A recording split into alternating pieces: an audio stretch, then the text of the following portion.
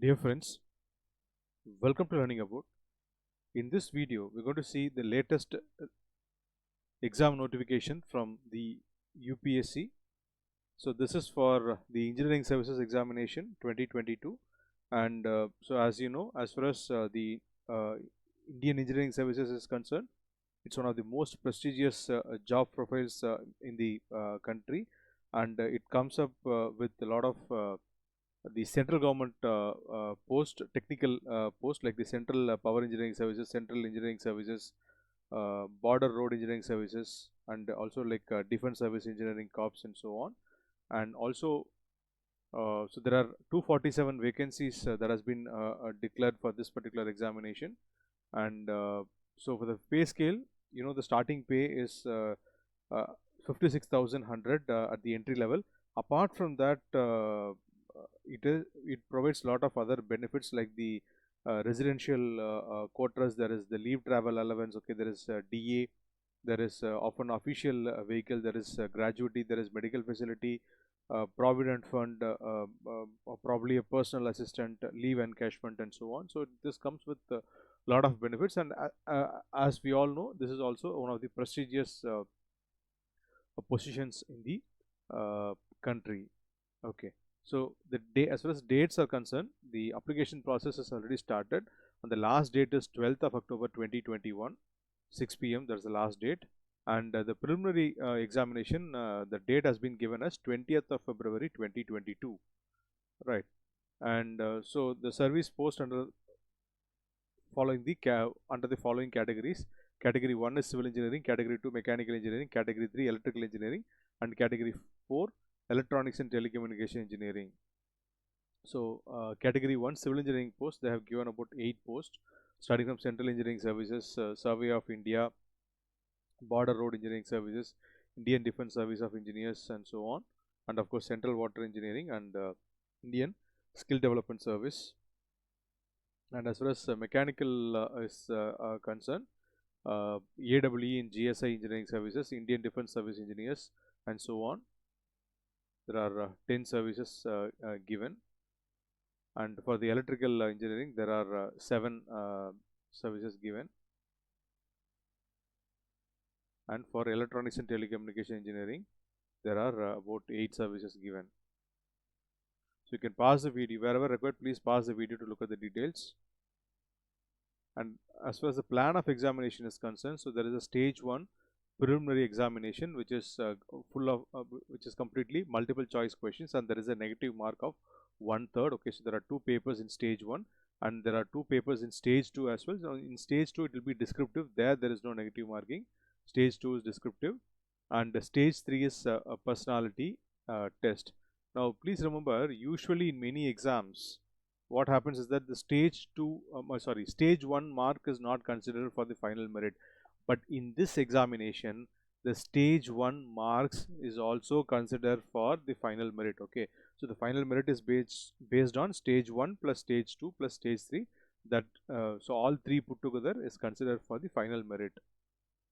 Now coming to the eligibility criteria, should be an Indian.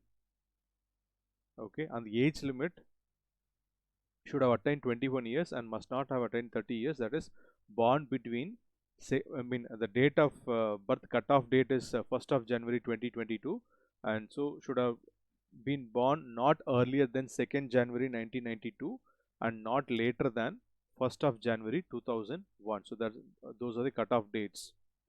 And there is a relaxation in the age limit for the candidates belonging to the scheduled caste and scheduled tribe, and for OBC, and also persons with benchmark disabilities. Also, if suppose uh,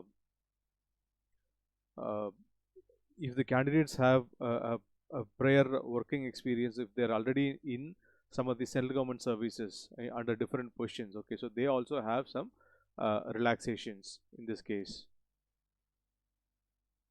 And coming to minimum educational qualification, obtained a degree in engineering from a university incorporated by the central or state legislators or deemed universities, okay, or passed section A and section B of institution examinations of the institutions of engineers in India, or obtained a degree diploma in engineering from such foreign university, college, institution, are passed in graduate membership examination of the Institution of Electronics and Telecommunication Engineers, are passed in associate membership examination part 2 and 3 sections A and B of Aeronautical Society of India, are passed graduate membership examination of the Institution of Electronics and Radio Engineers, London. Okay, and for the post of Indian Naval Armament Service and Indian Radio Regulatory Service, Group A, for that post, for the electronics engineering post, the candidates may have MSc degree or its equivalent with wireless communication, electronics, radio physics or radio engineering as a special subject. And for the radio regulatory service Group A, MSc degree or its equivalent with wireless communication, electronics, radio physics or radio engineering as a subject, or master's degree in science with physics and radio communication or electronics or telecommunication as a special subject. So this is regarding the minimum educational qualification. And as far as the medical, the medical and physical standards are also important as far as the engineering services are concerned. And the last date for the withdrawal of application is 26 October. So between 20th October and 26th October, so those candidates who want to withdraw the applications who have already, which has been already applied, you can withdraw. And the last date for that is 26/10.